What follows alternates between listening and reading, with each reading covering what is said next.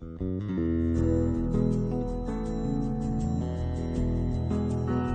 arte de aprovechar nuestras faltas. José Tissot. Capítulo 2. No debemos turbarnos a la vista de nuestras faltas. La tristeza que es según Dios, dice San Pablo, produce una penitencia o enmienda constante para la salvación. La tristeza del mundo causa la muerte, referido en la segunda carta a los Corintios, capítulo 7, verso 10. Así pues, la tristeza puede ser buena o mala, según los efectos que cause en nosotros. Es verdad que causa más efectos malos que buenos, pues buenos son dos efectos, misericordia y penitencia, mientras que los malos son 6, congoja, pereza, indignación, celos, envidia e impaciencia. Esto hizo decir al sabio: a muchos mató la tristeza y no hay utilidad en ella. Eclesiastés capítulo 30, verso 25. Pues para 2 arroyos buenos que nacen del manantial de la tristeza, nacen 6 malos. Por eso el demonio hace grandes esfuerzos para producir en nosotros esa mala tristeza y para seguir desalentando al alma y desesperarla. Intenta, antes que nada, perturbarla. En esto no necesita hacer grandes esfuerzos para sugerir pretextos. No, es bastante motivo para afligirse el haber ofendido a la majestad soberana, haber ultrajado la belleza infinita, haber herido el corazón del más entrañable de los padres. Sí, ciertamente, nos contesta San Francisco de Sales. Preciso es entristecerse, pero con arrepentimiento verdadero y no con un dolor malhumorado, lleno de despecho y de indignación. El verdadero arrepentimiento, como todo sentimiento inspirado por el buen espíritu, es sosegado. Donde hay perturbación, no está el Señor. Donde empieza la inquietud y la perturbación, la tristeza buena deja el lugar a la mala. La tristeza mala turba el alma, la llena de inquietud, le ocasiona temores desordenados, causa disgusto. En la oración, la aturde y debilita la cabeza, deja al alma sin consejo, sin resolución, sin juicio y sin ánimo, y agosta las fuerzas. En una palabra, es como un invierno riguroso que marchita toda la hermosura de la tierra y aletarga a todos los animales, porque la tristeza quita suavidad al alma y la deja como paralítica y privada de todas sus facultades. Muchas almas reconocerán en estos síntomas la turbación de que se han dejado llevar después de sus faltas y los estragos que en ellas han causado. Habían comenzado con fervor, se pusieron en camino con resolución, siguiendo las huellas del Maestro, subiendo las duras pendientes del Calvario. Sobrevino una caída y quedaron turbadas. Sin embargo, lograron rehacerse. El arrepentimiento y la absolución sacramental lo repararon todo. A pesar de ello, no paran de mirarse y remirarse con ansiedad. Vuelven a repasar sus heridas apenas cicatrizadas. Hurgan en ellas, las enconan queriendo curarlas con despecho e impaciencia. No tienen en cuenta que nada hay que conserve nuestras manchas como la inquietud y el apresuramiento por quitarlas. Mientras tanto, se acorta el paso. Ya no corren, caminan con dificultad, se arrastran desconcertadas, descontentas de sí mismas y hasta casi de Dios mismo, sin confianza en la oración, sin más disposición que el miedo cuando reciben los sacramentos. hasta que una circunstancia especial, una confesión bien hecha, un retiro, viene a devolver a estas almas por un momento el fervor que tuvieron en un principio, pero poco a poco después de esta conversión, si continúan dominadas por la turbación, nuevas caídas o simplemente el recuerdo de las faltas pasadas agravarán el desaliento. Y Dios quiera que no acaben cayendo en una inercia sin remedio a fuerza de vacilaciones y lentitudes. ¿Qué es lo que ha venido a detener vuestros esfuerzos? ¿Corres bien? ¿Quién te ha detenido? Pregunta el apóstol en Gálatas 5:7. ¿La turbación? Responde el autor de la Filotea. Si no os habéis desconcertado al primer tropiezo, sino que hubieses escogido tranquilamente el corazón entre las manos, no habráis dado el siguiente traspié. Por eso el amable santo insiste para comunicar a los demás la paz deseada, huésped amadísima, fidelísima y perpetua en tu corazón. Por eso recomienda tanto la calma y la paciencia, en primer lugar consigo mismo. Guardaos de las precipitaciones y de las inquietudes, porque no hay nada que nos estorbe más para caminar que la perfección. ¿Por qué los pájaros y otros animales quedan presos en las redes? Porque cuando han entrado en ellas, se agitan y forcejean desordenadamente para salir, y esto hace que se enreden cada vez más. Si caemos en las redes de alguna imperfección, no saldremos de ellas a base de inquietud, sino al contrario, nos enredaremos más. Hay que llevar con paciencia la lentitud de nuestra perfección, poniendo siempre de nuestra parte todo lo que podamos para ir avanzando.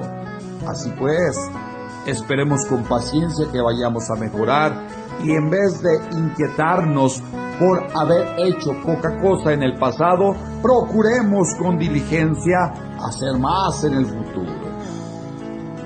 No perdamos la paz al vernos siempre como principiantes en el ejercicio de las virtudes, porque en estos trabajos siempre debemos todos considerarnos principiantes. Durante toda la vida estaremos sometidos a prueba, y considerarse como habiendo superado todas ellas es la señal más clara, no solo de no haberla superado, sino la incapacidad para seguir siendo probado. La obligación de servir a Dios y de progresar en su amor dura hasta la muerte. Alguno puede decirme: ¿cómo puedo no entristecerme ni inquietarme si me doy cuenta de que por mi culpa voy retrasado en el aprovechamiento de las virtudes? Ya dije en la introducción a la vida devota, y ahora vuelvo a deciros gustoso, porque nunca se dirá bastante. Conviene arrepentirse con un arrepentimiento fuerte y sosegado, constante y tranquilo, pero sin permitir que nos turbe, nos inquiete o nos desanime.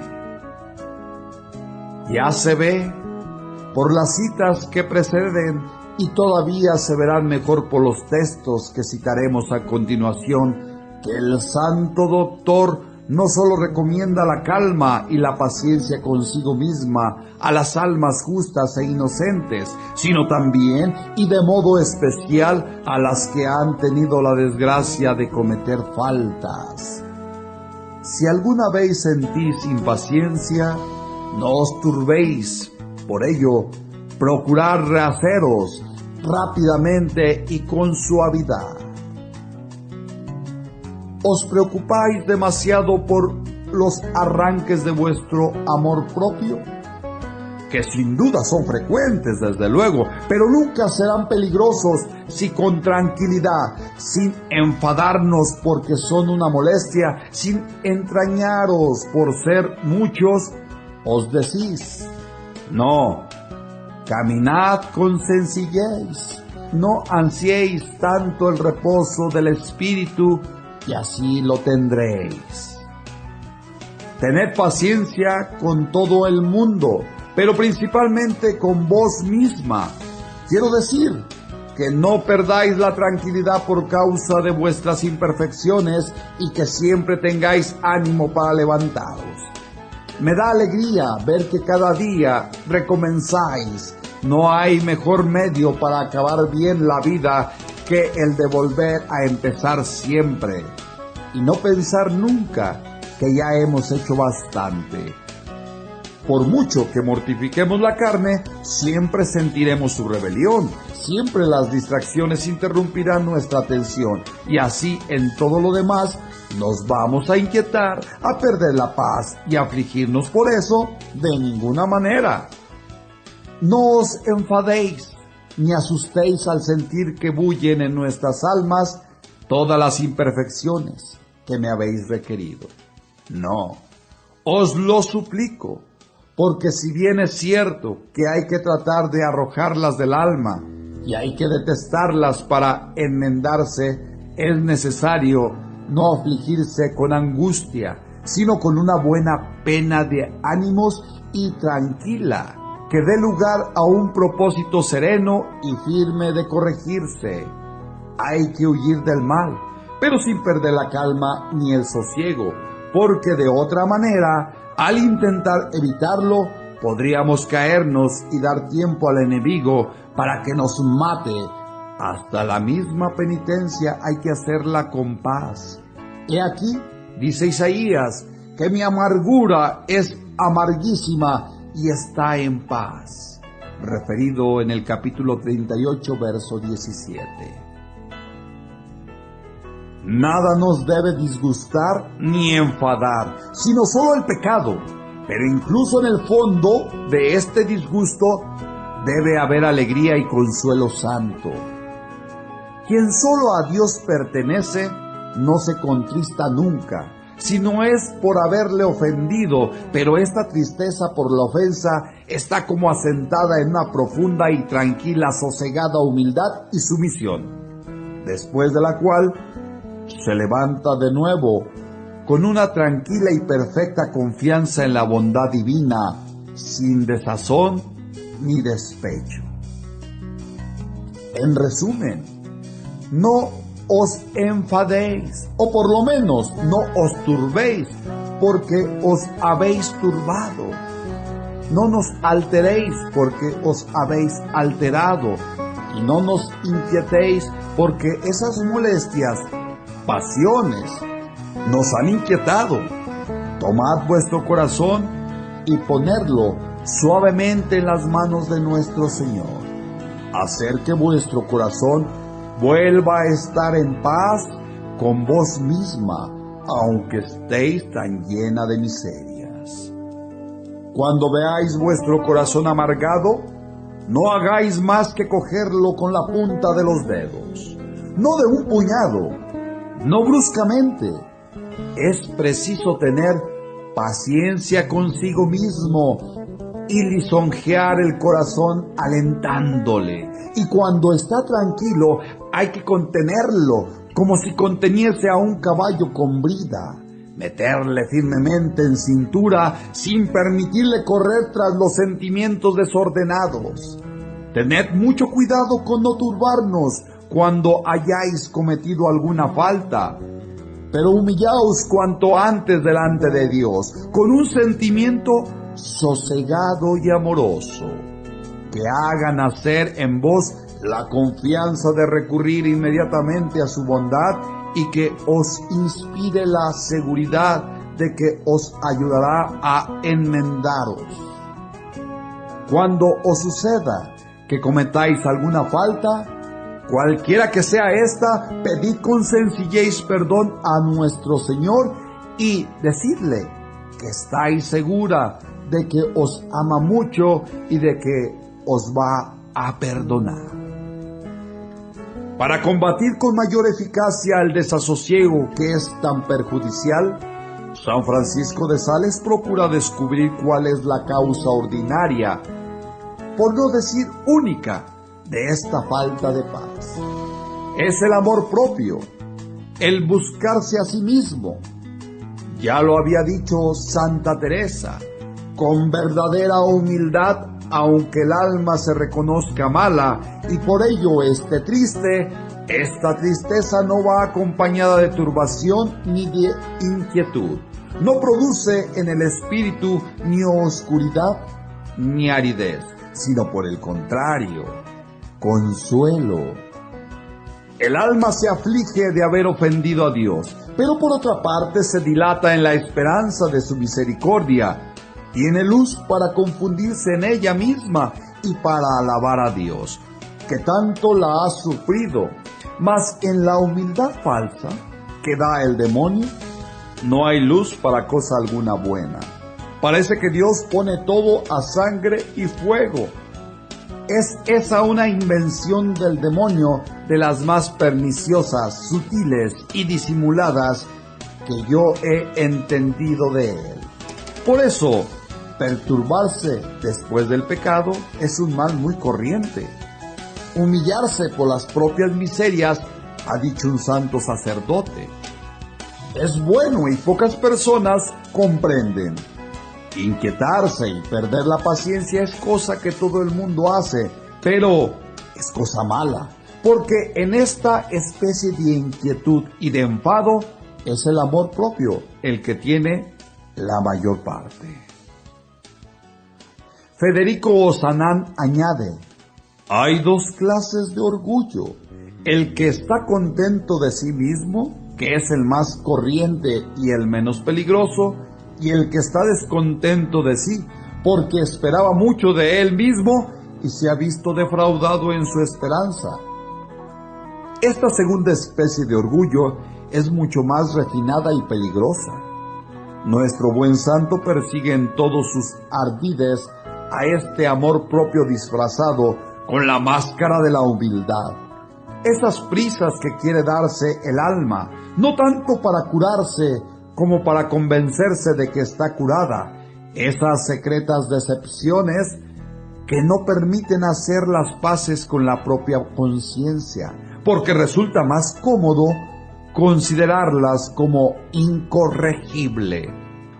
Esas melancolías que nos invaden, esa incesante y exclusiva contemplación de nuestras faltas y de nosotros mismos, esa especie de necesidad de lamentarse ante los hombres más que ante Dios, con el solapado deseo de que nos compadezcan y nos den consuelo, todo esto lo pone de manifiesto el Santo Doctor y demuestra que todo ello produce por instigación de un cierto Padre espiritual llamado amor propio.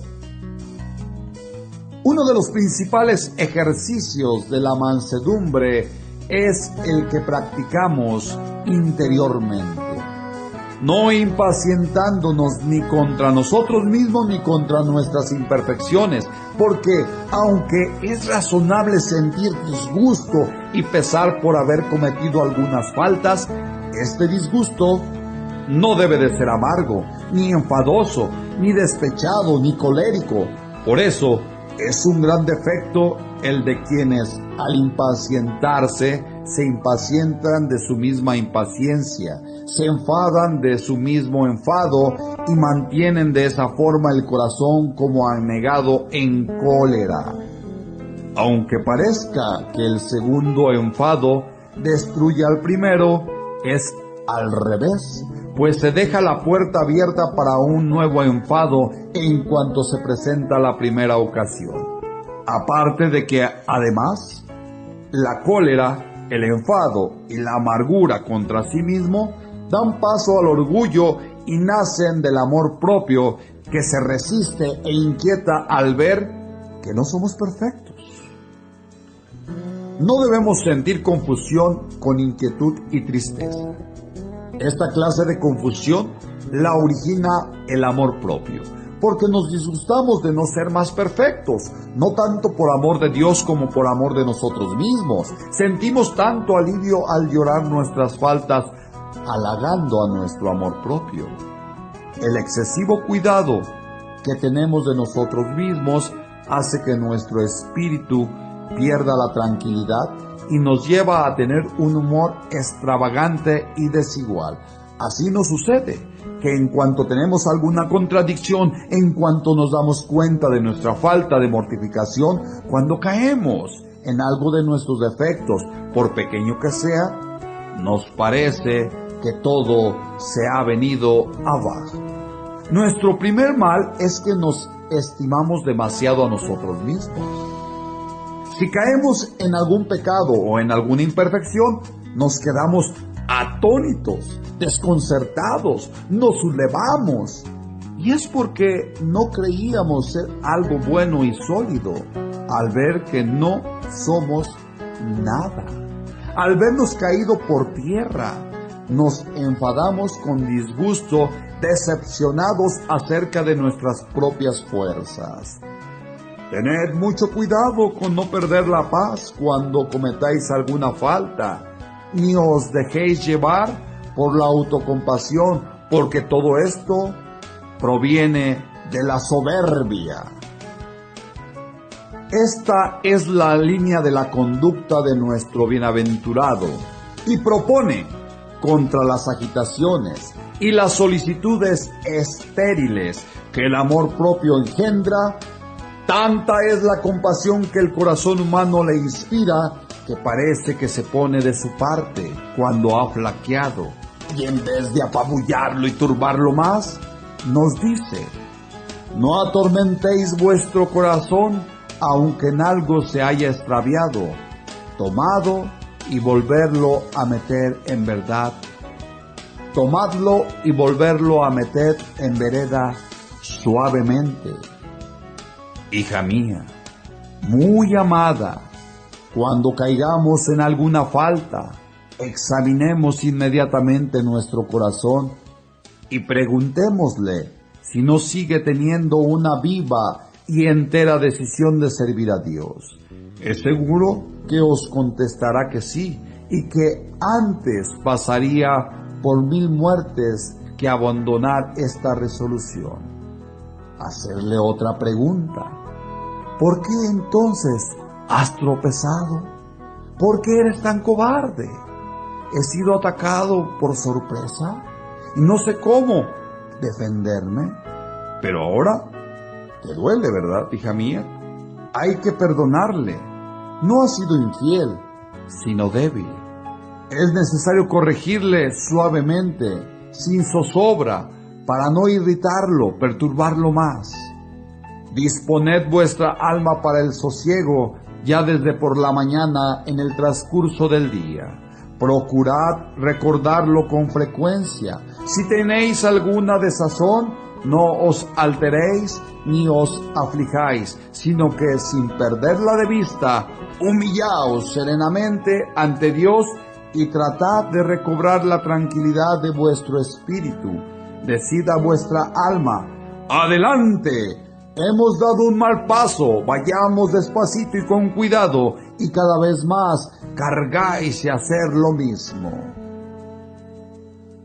Debemos tener sentimiento por nuestras faltas, pero con paz y serenidad. Porque así como un juez castiga más acertadamente a los delincuentes dictando sentencia conforme a razón y con dominio de sí mismo, y no cuando se deja llevar por la impetuosidad y la pasión, porque el arrebato no castiga los delitos conforme a lo que son, sino conforme a él le parecen, así también uno se castiga a sí mismo, mucho mejor con arrepentimiento tranquilo y duradero, que con dolor amargo, impetuoso y colérico. Estos arrepentimientos no son a la medida de nuestras faltas, sino de nuestras inclinaciones.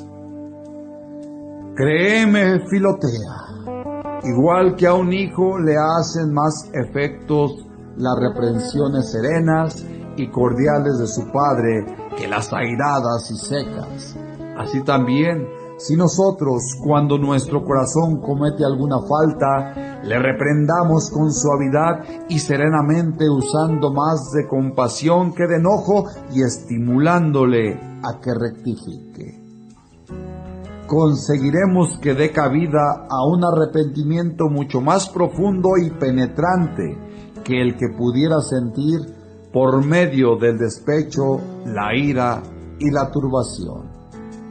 Puedo decir que aún teniendo grandes deseos de no incurrir, por ejemplo, en la vanidad, si cayera y tratase de reprender a mi corazón, no le diría: ¿es posible que a pesar de tantos propósitos seas tan despreciable que te dejes arrastrar por la vanidad? ¡Muérete de vergüenza! No te atrevas a levantar los ojos al cielo, ciego, orgulloso, traidor y desleal a tu Dios.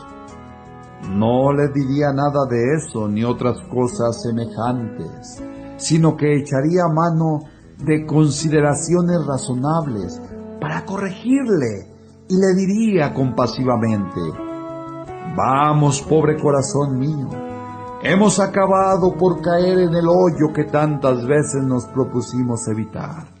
Levantémonos y huyamos para siempre. Acudamos a la misericordia de Dios y esperemos que nos asista para ser más firmes en lo sucesivo. Volvamos al camino de la humildad. Vigilemos mejor desde ahora, que Dios nos ayudará. Apoyando en esta reprensión, trataría de formular un firme y decidido, siguiendo el consejo de mi director.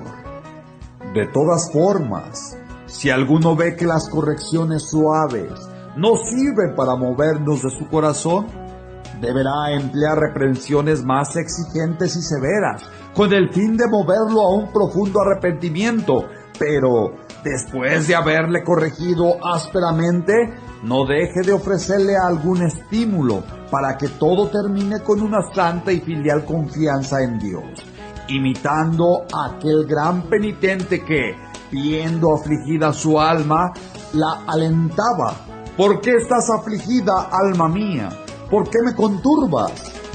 Espera en Dios, pues todavía le bendeciré y le confesaré, ya que es la alegría de mi rostro y mi Dios verdadero. Sobra decir que en todos estos consejos tan caritativos no hay ni una palabra encaminada a adormecer el alma en su pecado. A nadie se le podría aconsejar que se durmiese con una serpiente en su seno, y sobre todo, ¿cómo podría uno estremecerse estando en pecado grave ante la idea de la muerte que puede hacer eternos el remordimiento y el castigo? ¿Cómo no quitarse de encima a un enemigo que con su abrazo puede arrastrarnos en cualquier instante al abismo de la eterna desgracia? Y aunque se trate de pecados veniales, no podemos conservar el alma con esa suciedad tan desagradable a Dios y cuyo peso nos irá llevando fatalmente, poco a poco, hasta el pecado mortal. Precisamente para que podamos apartarnos mejor del pecado, es por lo que el Santo Doctor nos prohíbe que perdamos la paz. Sabe muy bien que nada bueno se hace cuando se obra con inquietud y enfado. Y como hábil médico, sabe que para llevar a cabo una amputación difícil, hay que acariciar al enfermo y no tratarlo bruscamente. El éxito de la operación será tanto más rápido y seguro cuando con mayor tranquilidad se haga. Por eso, ante todo, hay que restablecer la tranquilidad y la calma. Lo que aconsejaba a otros, él lo practicaba consigo mismo en las imperfecciones que se le escapaban. Un día, que tuve la dicha de hablar con él de cosas espirituales, dije que los pecados veniales, si bien pequeños, causaban ciertas perturbaciones e inquietud en el corazón, pero apenas hube yo dejado de hablar, me replicó: dispénsame, los pecados veniales no deben perturbarnos ni causarnos inquietudes, aunque sí los debemos de detestar, porque la inquietud es causada por el amor propio, el cual siente enfado por el trabajo que tiene en el ejercicio de las virtudes y porque todos los días hay que volver a empezar, mientras que el desagrado es un efecto de la gracia que nos inspira aversión a todo o que desagrada a nuestro Creador. Esta era su manera de sentir en lo que se refiere al dolor que debemos tener por las ofensas diarias.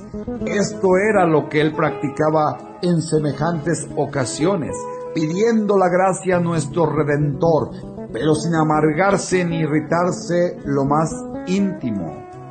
Anteo luchando contra Hércules, según nos lo representan los griegos, no caía jamás en tierra sin que inmediatamente se levantase con nuevo vigor, con mayores fuerzas. De la misma manera, este hombre magnánimo luchaba continuamente con sus pasiones.